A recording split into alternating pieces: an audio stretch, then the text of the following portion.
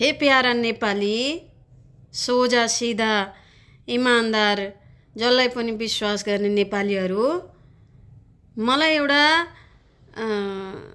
हजुरहरूलाई चाहिँ एउटा कुरा सोध्न मन लागेको छ, भनिदिनु होला है।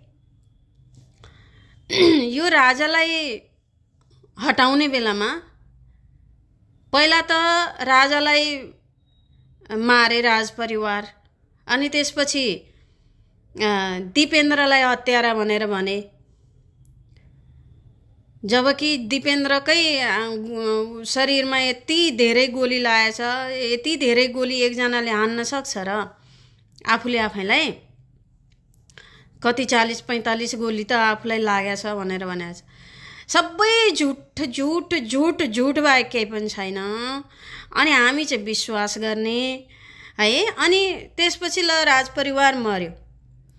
अब राजालाई हटाउनको लागि यिनीहरूले यति खेल खेले, किनकि यिनीहरूलाई त बाहिरका मानिसहरूले, बाहिर देशका मानिसहरूले राजपरिवारलाई मार अनि तिमीहरू नै राजा बन्छौ, पैसा कमाइहाल्छौ, अनि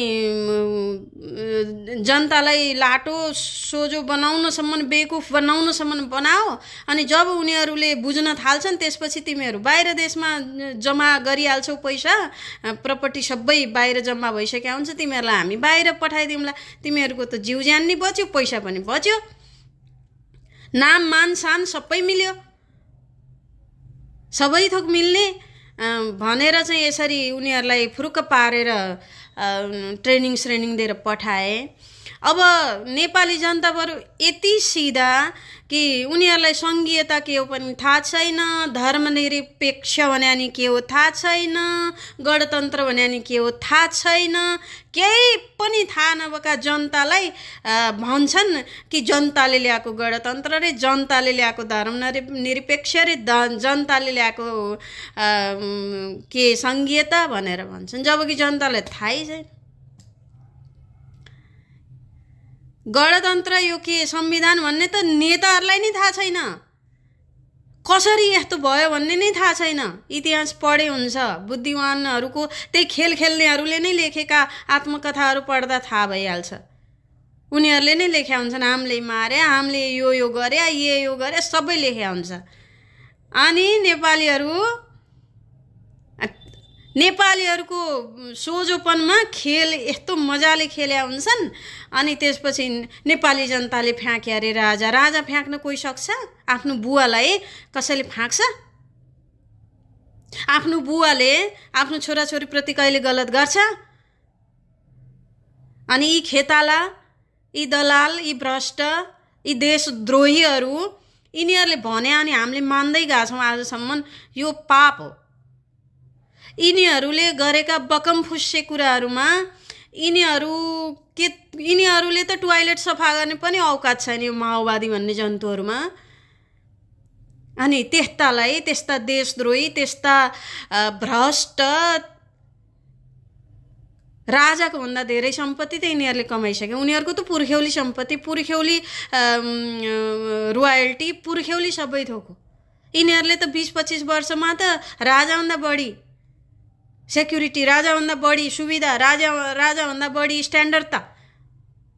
अनि राजालाई दोष लगाउने सुहाउँछ?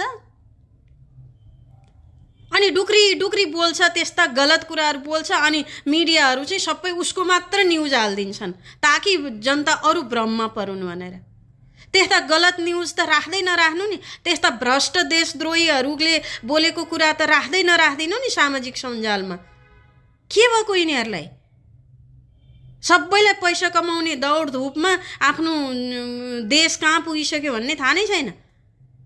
के भन्ने होला है? अरू देश आफ्नो देशप्रति कति माया वफादार हुन्छन्, हाम्रा देशका मानिसहरू त आफ्नो देशप्रति, आफ्नो जनताप्रति माया छैन।